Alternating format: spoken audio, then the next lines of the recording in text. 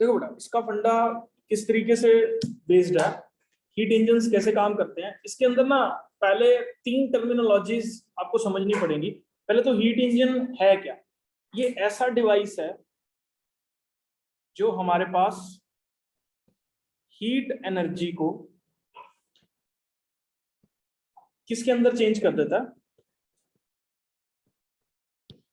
Mechanical energy के अंदर जो है वो चेंज कर देता है। हीट एनर्जी मतलब हीट एनर्जी रिलीज हो रही है, तो सारी एनर्जी को किसके अंदर कन्वर्ट कर देता है? मैकेनिकल एनर्जी के अंदर। मैकेनिकल एनर्जी मतलब किसी भी पार्ट्स का मोशन वगैरह जो है वो उसमें कन्वर्ट जो है उसको कर देता है। बेटा कहाँ ध्यान है आपका? इसके अंदर 2-3 तरह की चीजें हैं। एक बोलते हैं सोर्स, एक टर्म है इसके अंदर वर्किंग सब्सटेंस, और एक टर्म है इसके अंदर क्या? सिंक। सोर्स क्या होता है? ये हमेशा एक हायर टेम्परेचर वाली बॉडी है जहां से हीट को खींचा जाता है, सोर्स ऑफ हीट। यहां पे क्या करा जाता है? हीट को प्रोसेस किया जाता है। वर्किंग सब्सटेंस मतलब उसको किसी ना किसी फॉर्म में जो है वो कन्वर्ट कर दिया जाता है। और सिंक क्या होता है? ये रहता है हमारे पास लोअर टेम्परेचर पे, और ये हेल्प करता है मतलब हीट को बाहर निकालने की उसके अंदर से। मैं इसको सिंपल भाषा में समझो, ये मैं फोटो बना रहा हूँ यहाँ पे। ये बॉडी है, इसका टेम्परेचर है T1, और ये क्या है? Hot body, hot reservoir. ये कोई मशीन है, यहाँ पे ले ली हम लोगों ने, कुछ भी हो सकता है, वर्किंग सब्सटेंस कोई भी। और उसके बाद इसने, ये है हमारे पास कोल्ड सब्सटेंस जो कि T2 टेम्परेचर। अब देखो, हीट का फ्लो हमेशा high temperature to low temperature करता है, ये बात आप अपने दिमाग में रखना। हीट तभी फ्लो करेगी जब डिफरेंस इन टेम्परेचर जो है वो हम लोगों के पास होगा। अगर डिफरेंस इन टेम्परेचर नहीं होगा तो हीट फ्लो नहीं कर सकती। अब देखो इस कॉन्सेप्ट में यहाँ पे डिफरेंस इन टेम्परेचर जो है वो क्रिएट हो रहा है। डिफरेंस इन टेम्परेचर में T1 हाई टेम्परेचर पे है, T2 जो है वो लो टेम्परेचर पे है। दोनों में डिफरेंस इन टेम्परेचर है, जो कि क्या कर रहा है? यहाँ से एक Q1 हीट को हॉट रिजर्वायर से वर्किंग सब्सटेंस के अंदर जो है, या इसको हम लोग बोल देते हैं क्या, हीट इंजन के अंदर जो है वो ट्रांसफर करता है। उसके बाद बाकी बची कुची हीट जो है ये कोल्ड वाले सब्सटेंस को वापस कर रहा है, और इसमें से एनर्जी यूटिलाइज करके कुछ वर्क जो है ये कर रहा है। ठीक है, फिर बता रहा हूं। हाई टेम्परेचर वाले सब्सटेंस से Q1 हीट इसने खींची, उस हीट को यूटिलाइज करके कुछ वर्क डन में कन्वर्ट किया, हो सकता है कोई moving part of the machine घुमा दिया हो, कुछ हीट यूटिलाइज करके, और जो बाकी बचा हुआ पोर्शन है वो उसने ट्रांसफर कर दिया, मतलब कोल्ड रिजर्वायर को जो है वो दे दिया। अगर मैं एनर्जी कंजर्वेशन के हिसाब से बात करूं तो मुझे आप ये बताओ, Q1 जो मेन सोर्स ऑफ हीट था, W प्लस Q2 के बराबर होना चाहिए। ये कैसे आया? Energy conservation. ये चीज समझ में आ गई? Q1 की वैल्यू W प्लस Q2 के बराबर जो है वो हम लोगों के पास यहाँ पे होनी चाहिए। ठीक है, इसके बाद देखो, क्या मैं W को लिख सकता हूँ Q1 माइनस क्या Q2? अब W क्या है हमारे पास? Work done. W हम लोगों के पास क्या है बेटा? Work done on the environment बोल लो या सराउंडिंग्स बोल लो।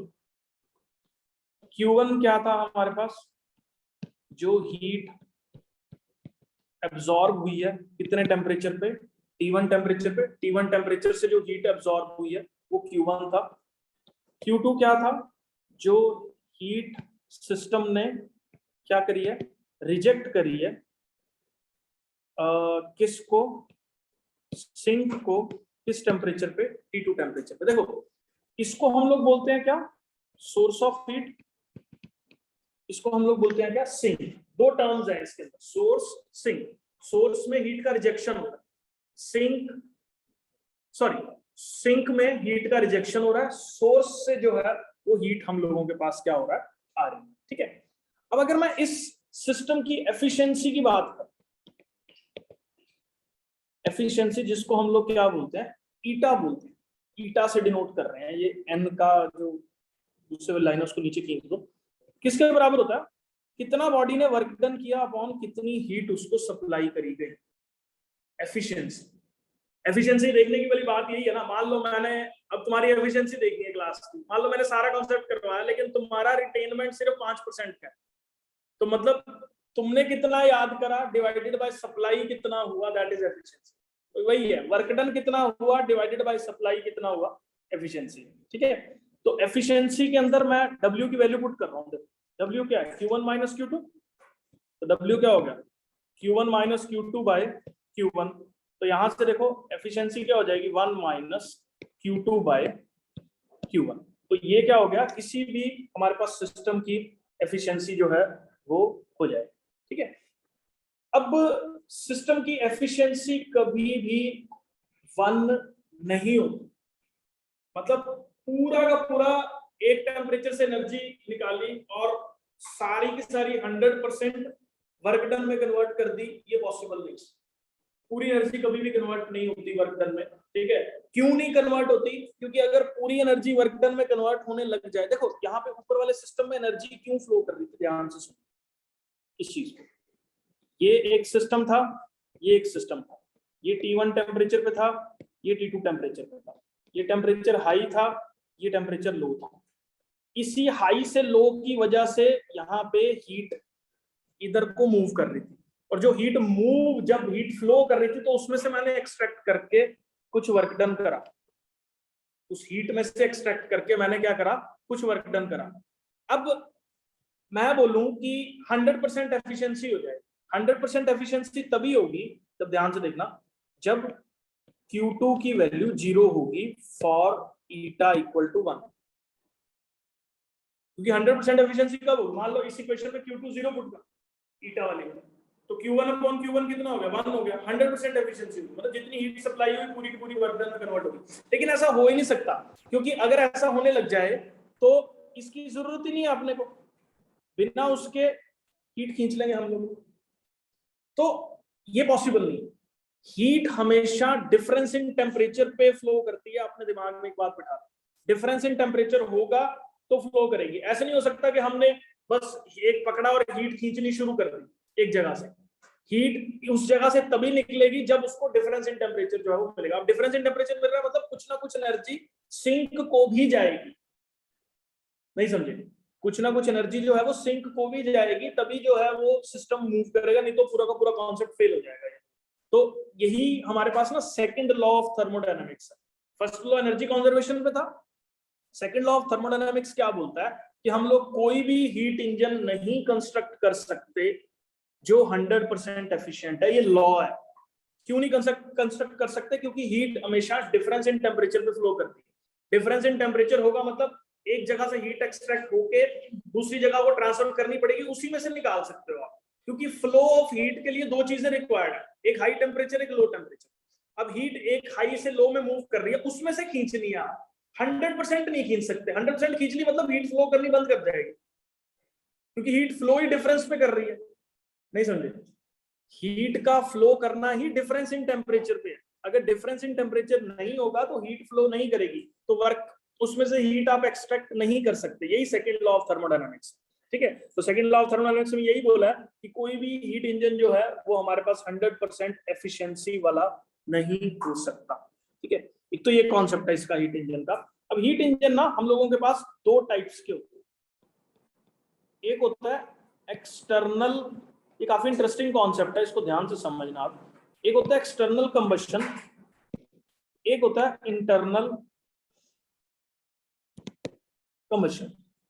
एक्सटर्नल कंबशन, इंटरनल कंबशन, आप लोगों डेली लाइफ पे इस चीज को देखते आ रहे हो।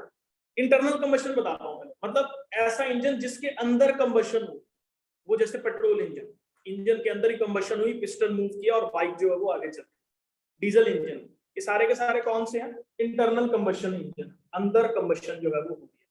एक होते हैं external combustion engine. External combustion engine किस तरह के होते हैं, जैसे मान लो मैंने स्टीम से किसी इंजन को घुमा, तो स्टीम इंजन जो होते थे पुराने टाइम में रेलवेज वगैरह में यूज करते थे, तो उसमें क्या होता था, वाटर को हम लोग हीट करते थे बाहर, और उसके अंदर से जो भाप निकलती थी वो इंजन के मूविंग पार्ट्स में ट्रांसफर करते। अब वो एक्सटर्नली हम लोग कंबशन कर रहे हैं, और उसके अंदर से जो स्टीम निकल रही है उसको अलग से यूटिलाइज कर, दैट इज एक्सटर्नल कंबशन।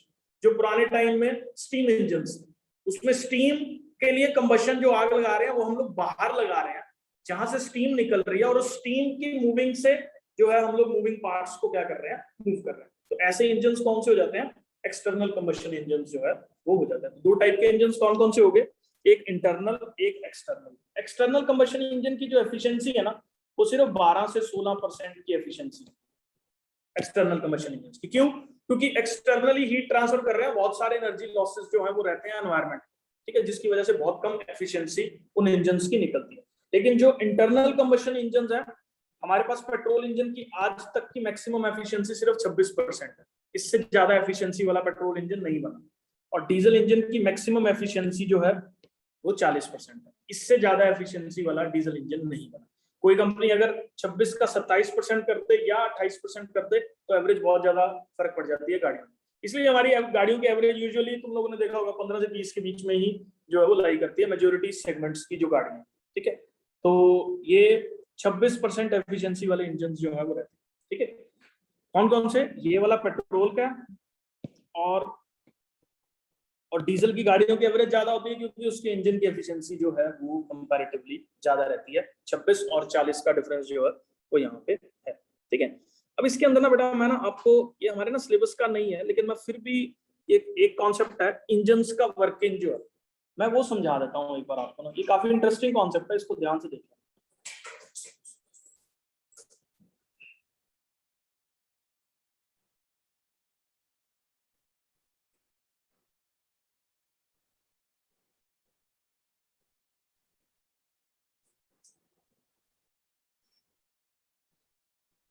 आपको पता है पेट्रोल इंजन में स्पार्क प्लग होता है? पेट्रोल इंजन में क्या होता है, स्पार्क प्लग। डीजल इंजन में स्पार्क प्लग नहीं होता। कोई भी डीजल इंजन के अंदर जो है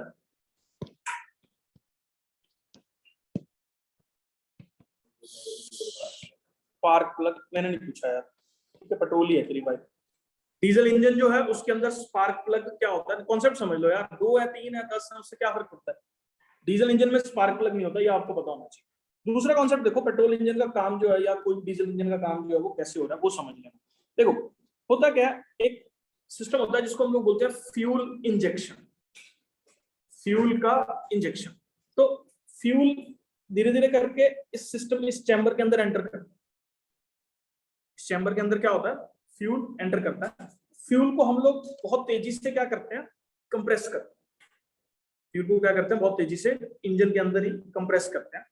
अब जैसे ही ये वाला पिस्टन यहां पहुंच जाता है इस जगह पे, तो यहां पे एक स्पार्क प्लग से स्पार्क होता है, स्पार्क होता है, ठीक है। स्पार्क से क्या होता है, जितना भी फ्यूल इसके अंदर प्रेजेंट है वो एकदम से बर्न करता है, एकदम से एनर्जी प्रोड्यूस होती है, गैसेस जनरेट होती है, और पिस्टन क्या निकल जाता है, बाहर की साइड पे निकल जाता है। क्योंकि एकदम आप इसको इमेजिन कर सकते हो कि इस चैम्बर के अंदर अगर हीट प्रोड्यूस हो रही है तो ये पिस्टन बट ऑब्वियस है कौन सी डायरेक्शन में जाएगा, इस डायरेक्शन में जो है वो जाएगा, ठीक है। अब ड्यू टू इनर्शिया क्या होता है, ये जैसी बाहर निकलता है, फिर इसके अंदर ना, मतलब ये आप ये समझ लो कि इस तरह के मूविंग पार्ट्स लगे हुए हैं जो इसको एक पर्टिकुलर इसी मोशन में जो है वो रखते हैं, इस तरह के पार्ट्स, ठीक है। तो ये बाहर जाएगा, फिर अंदर आएगा, तो जो गैसेस उसके अंदर पहले पड़ी हुई थी वो सारी की सारी क्या हो जाती हैं, इजेक्ट हो जाती है। फिर फ्यूल आता है, फिर यही काम होता है, स्पार्क प्लग से स्पार्क होती है, फिर एकदम से स्पार्क निकलती है और वो बाहर जाता है। फिर बाहर जाता है तो इनर्शिया की वजह से दोबारा वापस आता है अंदर को, जब जैसे जैसे नीचे गिर रहा होता है सारी गैसेस एमिट होती हैं, फिर फ्यूल इंजेक्ट होता है, फिर स्पार्क होता है, और फिर वो बाहर जाता है। तो इस तरह से जो सिस्टम है वो सारा का सारा उसका चलता रहता है, इंजन का कॉन्सेप्ट जो है, ठीक है। तो पेट्रोल इंजन के अंदर बस ये डिफरेंस रहता है कि उसके अंदर स्पार्क प्लग होता है, और डीजल इंजन के अंदर ये डिफरेंस रहता है कि उसके अंदर स्पार्क प्लग जो है वो नहीं होता, ठीक है। अब इसके अंदर डीजल इंजन में क्या है बेटा, डीजल एक ऐसा सब्सटेंस है, सेम तरीके से काम करता है, लेकिन उसमें क्या है कि स्पार्किंग की जरूरत नहीं, क्योंकि जैसे ही हम उसको कंप्रेस करते हैं ना, उसके अंदर आग लग जाती है। डीजल जल्दी आग पकड़ता है। डीजल का जो इग्निशन टेम्परेचर है वो पेट्रोल से लो है, जिसकी वजह से सिंपल कंप्रेशन से ही वो आग पकड़ना काफी लो है पेट्रोल के कंपैरिजन। और पेट्रोल को क्या है, एक्सटर्नल स्पार्क की जरूरत पड़ती है। डीजल इंजन में सिंपल कंप्रेशन से जो हीट जनरेट होती है उसी से आग लगती है। डीजल इंजन के अंदर ये फंडा जो है वो यूजुअली रहता है। ठीक है, अब इसके 2 कॉन्सेप्ट पढ़े हैं हमारे पास, कल की क्लास में खत्म हो जाएगा ये वाला।